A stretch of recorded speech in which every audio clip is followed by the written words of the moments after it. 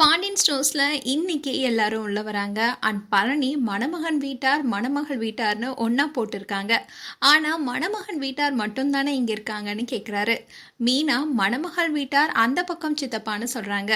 சரவணன் கிட்ட பாண்டியன் என்னடா திருவிழால தொலைஞ்சு போன மாதிரி இருக்க, இங்க உனக்கு நல்ல பொண்ணு கிடைக்கும்னு சொல்றாரு. அண்ட் அங்கே ரிஜிஸ்டர் நம்பர் கேட்குறாங்க. மீனாவும் கொடுக்குறாங்க. அண்ட் அவங்க இதில் மணமகன் தேவைன்னு கொடுத்தவங்களுடைய டீட்டெயில்ஸ் இருக்குது. இதில் உங்களுக்கு யாரையாவது பிடிச்சிருந்தா நீங்கள் போய் பேசலான்னு சொல்கிறாங்க. அண்ட் அவங்களுக்கு பிடிச்சிருந்தா அவங்க வந்து பேசுவாங்கன்னு சொல்கிறாங்க. அண்ட் எல்லாரும் உட்காந்து மணமகள் டீட்டெயில்ஸை பார்க்குறாங்க. அப்போ மீனா 6 வரன் செட் ஆகும்னு தோணுதுன்னு சொல்கிறாங்க. அதனால் மணமகள் குடும்பத்துக்கிட்ட போய் பேசுகிறாங்க. அவர் ரிஜிஸ்டர் நம்பர் கேட்குறாரு. பாண்டியனும் சொல்ல அவர் டீட்டெயில்ஸ்லாம் பார்த்துட்டு இல்லைங்க செட் ஆகாதுன்னு சொல்றாங்க.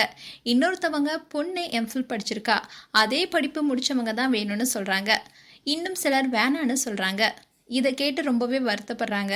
அண்ட் அப்போ ஸ்டேஜுக்கு ஒவ்வொரு குடும்பத்தையும் கூப்பிட்டு அவங்கள பத்தி பேச சொல்றாங்க. அப்படி சொல்லிட்டு இருக்கும்போது தங்க மயிலும் கார்ல இருந்து இறங்குறாங்க. இவங்கள வீட்டுல மயிலுன்னு கூப்பிடுறாங்க.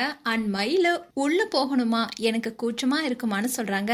அண்ட் உள்ளேயும் வந்து உட்காடுறாங்க. அப்போ சரணனுடைய ஃபேமிலி கூப்பிட்டு உங்களை பத்தி சொல்லுங்கன்னு சொல்றாங்க.